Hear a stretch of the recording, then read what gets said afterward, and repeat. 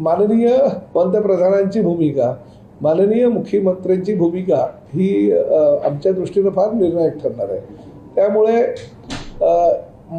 मे एंडपर्यंत म्हणजे 30 तारखेपर्यंत आम्ही थांबण्याचा निर्णय घेतलेला आहे आणि पुढील 10 ते 12 दिवसामध्ये काय निर्णय केंद्र आणि राज्य शासनाचा होतो त्यावर अवलंबून राहून वेगवेगळ्या प्रकारे जर आमच्या मागण्यांची पूर्तता केंद्र आणि राज्य शासनानं केली तर आम्हाला दरवाढ करता येणार नाही. परंतु जर ती पूर्तता नाही केली तर आणि अजूनही काही डिझेलचे भाव वाढले किंवा अजून इंधनाचे भाव पुढे अजून मोठ्या प्रमाणात वाढले तर मात्र दरवाढ अटळ आहे.